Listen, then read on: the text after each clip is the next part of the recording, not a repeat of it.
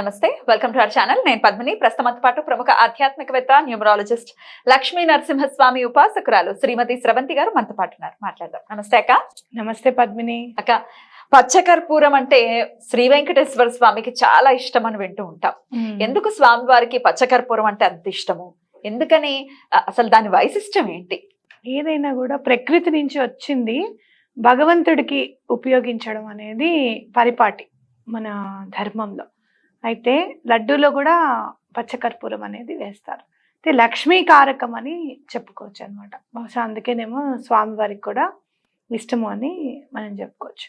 అయితే పచ్చకర్పూరం ఉంటే మన ఇంట్లో ఇలా ఎటువంటి నెగటివిటీ అనేది కానీ, అయ్యో మేము చాలా బాధపడుతున్నాం, ఈ మధ్య ఆర్థిక ఇబ్బందులు ఉన్నాయి మాకు అనుకుంటే కూడా తొలగిపోతాయి అన్నమాట. మన ఇంట్లో ఏంటంటే చాలా మందికి పచ్చకర్పూరం అంటే వంటలో వేసుకునేది చాలా ఘాటుగా ఉంటుంది, మనము తినం కదా అని చెప్పి తెచ్చుకోవడం మానేశారు చాలా మంది ఇంట్లో పచ్చకర్పూరం అనేది తెచ్చుకోవడం అనేది లేదు, ఫుడ్ లో లేదేదో చక్కెర పొంగల్ చేసినప్పుడు మాత్రమే కొంచెం వేయడం అనేది. అది కూడా ఈ మధ్య కాలంలో మళ్ళీ స్టార్ట్ చేశారు. అంతకు ముందు అయితే మాత్రం ఎవరు కూడా వాడకం అనేది లేదనమాట. అయితే ఇది ఎప్పుడైతే మన ఇంట్లో పచ్చకర్పూరం అనేది ఉంటుందో అప్పుడు లక్ష్మీకారకం అని చెప్పి ఖచ్చితంగా చెప్పుకోవచ్చు. అందుకే కూడా మనం దేవాలయానికి వెళ్తే కూడా స్వామివారి తీర్థం తీసుకుంటాం కదా, మనం తీర్థంలో కూడా పచ్చకర్పూరం కంపల్సరీగా ఉంటుంది. తులసి, పచ్చకర్పూరం అన్నీ వేసి స్వామివారి తీర్థం మనకి ఇస్తారు కదా. అయితే మీరు ఏదైనా ఆర్థిక ఇబ్బందులు ఉన్నాయి అంటే మాత్రం దీంతో చాలా మనం చిన్న చిన్న ఉపాయాలు చేసుకుంటూ ఆర్థిక ఇబ్బందుల నుంచి నెమ్మదిగా బయటికి రావచ్చు. ఇవన్నీ ఉపాయాలు ఎలా ఉంటాయంటే పద్మిని, చాలా చిన్నగా ఉంటాయి, చేస్తే అవుతాయా అని అనిపిస్తాయి, కానీ నమ్మకంతో చేస్తే తప్పకుండా అవుతుంది పని అని మనం చెప్పుకోవచ్చు. ఎందుకంటే మనం ఎప్పుడు నేచర్ని ఇంక్లూడ్ చేసుకోవడం అనేది మనకు చాలా అలవాటు మన ధర్మంలో. అలా నేచర్ని ఇంకొంచెం మనం డైలీ కూడా ఎప్పటికప్పుడు మన పనిలో కానీ, మనం చేసే పూజలో కానీ, మనం నమ్మే ప్రతి దాంట్లో కూడా ఆపాదించుకోగలిగితే, అలవాటు చేసుకోగలిగితే, వాటిని ఉపయోగించుకోవడం అనేది ఇంకా బాగుంటుంది అనమాట.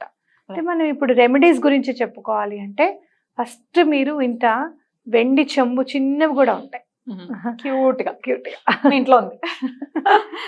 వెండి చెంబులో చక్కగా నీళ్లు నింపేసేసి అందులో కొంచెం పచ్చకర్పూరం అనేది మీరు పొడి కొట్టుకొని పెట్టుకోవచ్చు. పొడి కొట్టుకుంటే తొందరగా ఆవిరైపోతుంది అనమాట.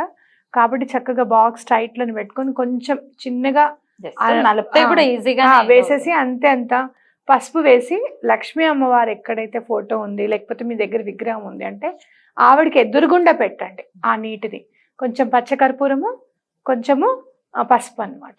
లేదు అంటే రాగి చెంబులో కూడా పెట్టుకోవచ్చు. అయితే రాగి చెంబులో పచ్చకర్పూరం చాలాసేపు ఉంటే గనక అవి సేవించకుండా ఉండడం అనేది మంచిది. చెట్లల్లో వేసేసేయండి. వెండి చెంబులో అయితే మీరు కొద్దిగా తీర్థంలాగా తీసుకున్నా పర్వాలేదు.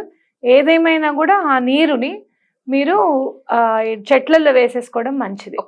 పోసేటప్పుడు జాగ్రత్త, ఒకటే చెట్లు కాకుండా విడివిడిగా, అంటే వాటికి కూడా కెమికల్ ఎక్కువైపోతుంది కదమండి. ఏదైనా కూడా ఎంత మనము నేచర్ అయినా కూడా కర్పూరంలో ఉండవలసిన కెమికల్ ఉంటుంది కదా కాంపోజిషన్. మళ్ళీ చెట్లకు ఇబ్బంది కలగకుండా చెప్తున్నా, అలా చేసుకోవచ్చు. అలా అప్పులు బాగా ఉన్నాయి, తీరట్లేదు అసలు, ఒకదానికి అనుకుంటే ఒకదానికి ఖర్చు అయిపోతున్నాయని చాలా మంది చెప్తున్నారు పద్మిని. అలా ఎవరైనా ఇబ్బంది పడుతూ ఉంటే గనక చిన్న వెండి గిన్నెలో రాత్రి పూట మీరు పడుకునేటప్పుడు వంటిల్లు మనం నీట్ చేసేసుకుని పడుకుంటాం కదా, ఒక 5 లవంగాలు, అంత పచ్చకర్పూరం ఆ వెండి గిన్నెలో పెట్టేసి పడుకోవడం. పడుకొని పొద్దున లేచిన తర్వాత మనం స్నానం చేసేసిన తర్వాత అవి చక్కగా ఒక చిన్న ప్రమిదిలోకి తీసేసుకోండి. మళ్ళీ వెండి గిన్నెలో వేసి కాలిస్తే అవి నల్లగా అయిపోతుంది. ఒక ప్రమిదిలోకి అవి తీసేసుకొని, వాటిని కర్పూరం కాబట్టి ఎలాగో వెలుగుతుంది కదా, ఆ లవంగాలు కూడా దాంట్లోనే ఘృతం అయిపోతాయి అన్నమాట. అలా రోజు చేస్తూ అక్కర్లేదు, వంటింట్లోనే. మనకి వంటిల్లే లక్ష్మీ స్థానం. మన మొత్తానికి కూడా ఎంత మనం నైరుతిలో మనం పెట్టుకున్నా కూడా రాబడంతా కూడా వంటింటి నుంచి వస్తుంది మనకి, ధాన్యలక్ష్మి అనుకోవచ్చు. కాబట్టి ఎటువంటి పరిస్థితులను అప్పు తీరిపోవాలి, అమ్మవారు స్థిరంగా మనకి ఇంట్లో ఉండాలి అంటే గనక వంటింట్లో మనం చేయవలసిన రెమెడీ అన్నమాట ఇది.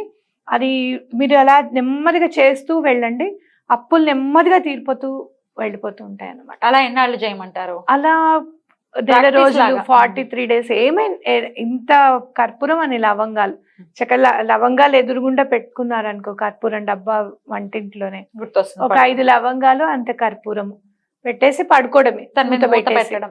మూత పెట్టేసి పడుకోవచ్చు. లేదంటే కనుక ఏం కాదు, లవంగాలకి కర్పూరం వాసన ఉంటాయి కాబట్టి ఏవి క్రిమి కీటకాలు ఏవి రావు దాని జోలికి. అలానే పెట్టేసి పడుకోవచ్చు. పొద్దునే లేచేసి మీరు అది వెలిగించేస్తే అవి ఘృతం అయిపోతుంది చక్కగా. ఆ మసిని కూడా మనం జాగ్రత్తగా చెత్తలో వేయకుండా చక్కగా నీట్గా వాటర్తోనే కడిగేయాలన్నమాట. అంత కొంచెం జాగ్రత్తగా చేసుకుంటే సరిపోతుంది. అలాగే మీరు నెగటివిటీ అస్సలు రావద్దు మన ఇంట్లోకి అనుకుంటే కనుక ఇంత పచ్చ కర్పూరం ఒక చిన్న ప్లేట్ లో పెట్టి ఎంట్రన్స్ లో వచ్చేటప్పుడు కూడా పెట్టచ్చు పక్కకి. చక్కగా ఇల్లంతా సువాసన భరితంగా ఉంటుంది. అలానే ఎటువంటి సువాసన అంటే నెగటివ్ ఎనర్జీస్ కి చాలా భయం, వాటికి పొగంటే భయపడతాయి, సువాసన అంటే భయపడతాయి అన్నమాట, అస్సలు రావు. అలా కూడా పెట్టుకోవచ్చు.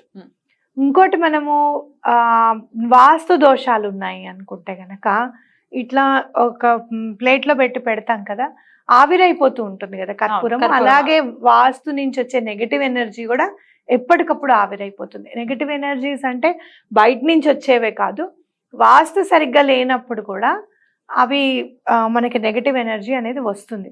ఎలా అయితే మనం పట్టికను తెచ్చిపెట్టుకుంటే పట్టిక కూడా నెమ్మదిగా గాలి కరుగుతూ ఉంటుంది, కర్పూరం అంత వేగంగా కరగదు కానీ కరుగుతూ ఉంటుంది. అలా ఆ పట్టిక వల్ల నెగటివ్ ఎనర్జీ కూడా కరిగిపోతుంది అని అర్థం.